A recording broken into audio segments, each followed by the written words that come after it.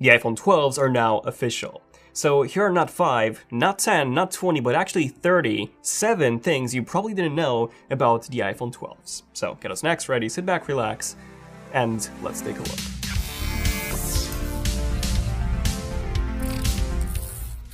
Okay, so probably the most important thing that you need to know is that we do not get any headphones or even a charger inside the box of any of these iPhone 12s. Now, I'm not too fussed about the headphones myself. However, in terms of the charger, yes, while most of you already have a lightning charger, very likely, the problem is that most of you probably do not have a fast lightning charger. So if you want to buy one separately, then I've included a link to a really good one below.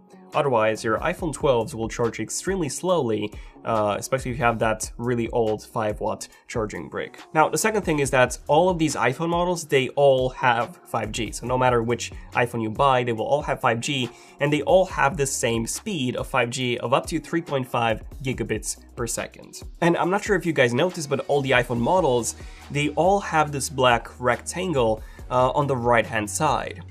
Now, this is actually for the 5G antenna, and fun fact, we only have this on the US models. So if you buy any of these iPhones from any other region, you would not have that black square on the frame. And yes, in case you're thinking that 5G has some limitations in some regions, unfortunately you are correct. So millimeter wave 5G, the true 5G, which can give you speeds of over 1 gigabit per second, that is only available in the US, reason why we have that black rectangle. All the other iPhones sold outside the US, they will only have sub 6 gigahertz 5G, which is about 200 megabits per second. Now here in the UK, I'm already getting about 100 megabits per second on 4G anyways, so in that case 5G isn't really that worth it outside the US. Now, something else I need to know is that these iPhones are considerably thinner than the iPhone 11s from last year. So all of them are exactly 7.4 millimeters thin. Previously, the iPhone 11 Pro Max was 8.1 millimeters, and the iPhone 11 was 8.3.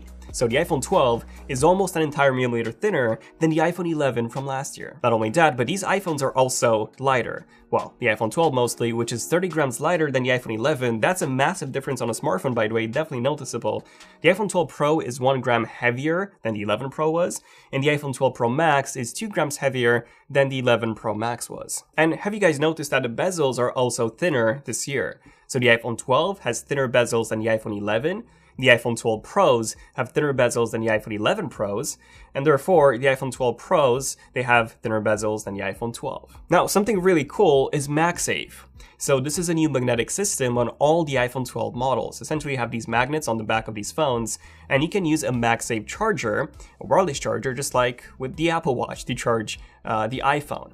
And you also have magnetic cases that automatically snap into place, and you even get attachments such as this magnetic wallet attachment, which can automatically snap onto either the back of the iPhone or the back of one of the cases. How cool is that? Wireless charging is now faster, 15 watts up from 7.5 watts. However, keep in mind that this is now the fastest wireless charging on any phone. The OnePlus 8 Pro has 30 watts wireless charging, which is really impressive. And you should also know that we still get 7.5 watts max via Qi charging. So 15 watts is only achievable via that separate MagSafe wireless charger, which you'll have to buy. Now, third-party MagSafe chargers will be coming pretty soon too. Speaking of chargers, Apple has also released AirPower, finally. Well, kinda. So it's this new charging mat, which actually folds, so that's perfect for traveling, and it also has MagSafe, so you can charge a new iPhone or any Apple Watch for that matter. Something else that you should definitely know is that all the iPhone models this year, they all have OLED displays. Previously, the iPhone 11, it had an LCD panel. And something else that you should know is that they all have the same Super Retina XDR display, which I was not expecting. Like, I was only expecting the Pro models to have this, but no. The non-Pro models also have this high-end Super Retina XDR display that we also had in the iPhone 11 Pros. However, there is one very strange difference between all of these displays, and that is, on all the models, they can go up to 1200 nits of brightness in HDR. However, in terms of the standard brightness that you can manually adjust, that can go up to 800 nits on the Pro models and only 625 on the non-Pro models.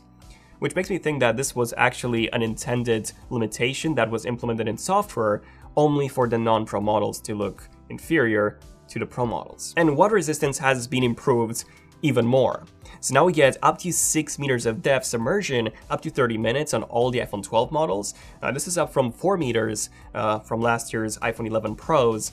And most smartphones, keep in mind, most of them only have a 2-meter water resistance or 2.5. These iPhones have 6, so that's significant. But something that you should definitely know is that water damage is not covered under warranty, which is really strange. Like, Apple tells you that, hey, you could submerge these iPhones, they'll be fine. But if you actually do it and they randomly break, which they shouldn't, but if they do, if there's like a manufacturing defect and they do break, Apple would not fix them, unfortunately, for free at least. And something that I was also not expecting is the new glass, a ceramic shield glass. Now, this is not Gorilla Glass Victus or Gorilla Glass 7 like we have on the Note 20 Ultra or the Galaxy Z Fold 2.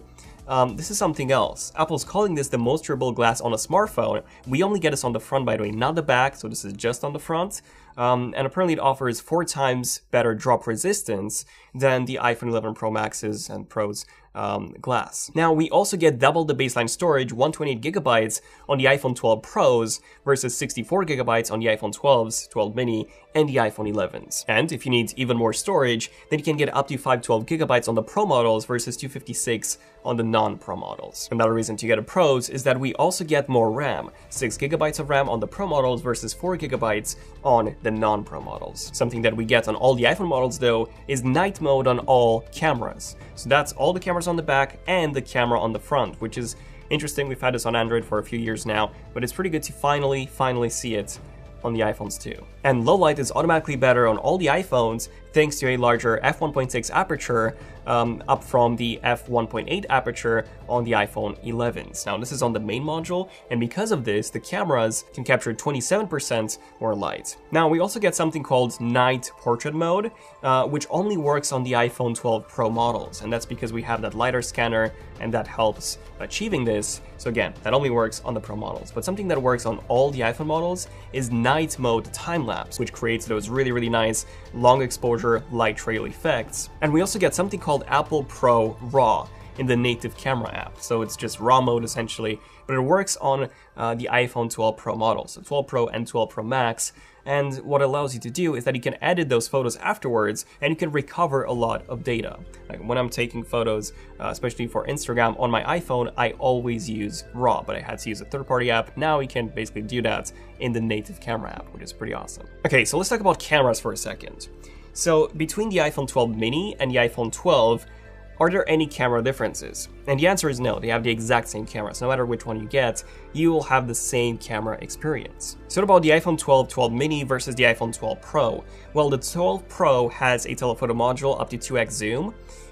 It also has night mode portraits, Apple Pro RAW, Dolby Vision HDR video up to 60 frames per second, which is super scammy because these ones, the 12 and the 12 mini, can also do that, but at 30 frames per second, even though they have the same processor, so that's actually capped in software on the non-Pro iPhones. The 12 Pro also offers you 6 times faster autofocus in low light compared to the non-Pro iPhones. And then we also have deep fusion, so sharper images on all photos taken with all the lenses of the iPhone Pros, which again is super scammy because they have the same processor, this is a software thing, and this is disabled on the iPhone, on the non-12 Pro iPhones. So now what about the iPhone 12 Pro versus the iPhone 12 Pro Max's camera? Well, this is actually where we finally get to see some pretty big differences.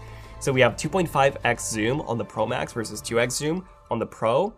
We also have a f2.2 aperture module telephoto on the Pro Max versus f2.0. So interesting enough, the regular Pro is actually better in low light with a telephoto module than the Pro Max. Now the 12 Pro Max though, it does have a 47% larger sensor, the main sensor, than the 11 Pro Max. What this means is that this will be 87% better in low light on the main module when compared to even the standard 12 Pro. On the 12 Pro Max, you can take up to a 2-second exposure handheld, which is pretty nuts.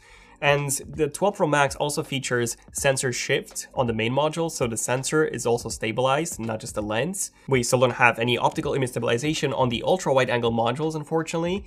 So long story short, the iPhone 12 Pro Max has the best camera on the iPhone 12 line. And the Pro has a bit of a better camera than the standard 12, but if you really want the best camera, then definitely go for the 12 Pro Max. Now, if you went on Apple's website, you'll probably see something like this. The 12 Pro offers 4 times optical zoom range. The 12 Pro Max offers 5x optical zoom range. Now that's super scammy because they're talking about the zoom range and not just the optical zoom. So that means from the ultra-wide angle module up until the maximum telephoto.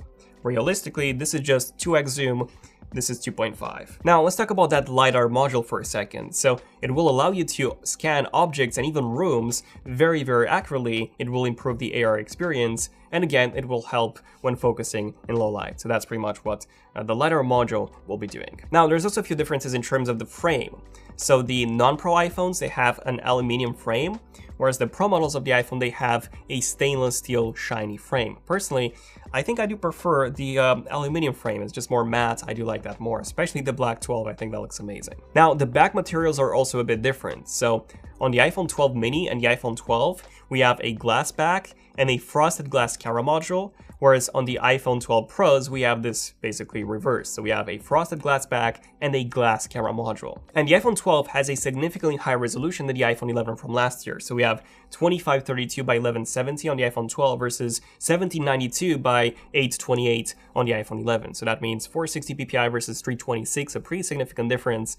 So yeah, the iPhone 12 is a major upgrade over the iPhone 11 from last year. The Pros, not so much. Interesting enough, we also get this cover view case similar to the ones that Samsung sells. But I think this is worse. Like, you only get a very small cutout for the time. I'm assuming you can also answer calls, judging by the cutout for the proximity sensor. And is the Apple letter case gone? Like, I couldn't find any specific letter case for the iPhone 12s on Apple's website. I'm not sure if they'll be adding that at a later point in time, but at the moment, it's not anywhere on Apple's website. Now, Apple has dropped the price of their USB Type-C charger, so now it's a 20-watt charger, up from the 18-watt charger that we had last year, so a bit more powerful, and it's $19 now, down from $29 that we had last year. Now, let's talk about prices for a second in the UK first. So the iPhone 11 from last year, that cost £730. The iPhone 12 from this year is $800, so that's a pretty significant price bump. Now, the iPhone 12 Pro, that's still £1,050, and the iPhone 12 Pro Max is now £1,100, down from $1,150, so that's actually a bit less expensive. In the US, the iPhone 11 used to cost $700, the iPhone 12 is $830 if you buy it unlocked. If you buy it from a carrier, it's $800, but still, this is a pretty significant price increase.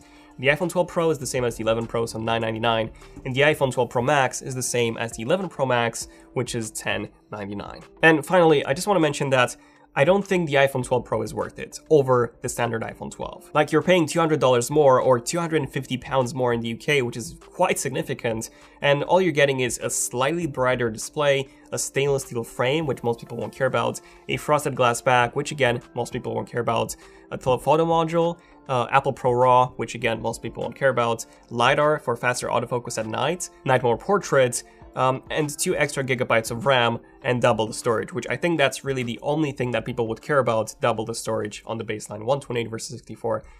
But that's it. But anyway, that's pretty much it for now. Thank you for watching. Definitely subscribe. If you want to see more iPhone 12 related content, we have loads of cool upcoming videos in the next few days, so definitely stay tuned for those. Other than that, like I said, this was pretty much it. So thank you for watching. I'm Daniel. This has been Zen of Tech, and I'll see you guys in the next one. Zen of Tech, signing out. Cheers.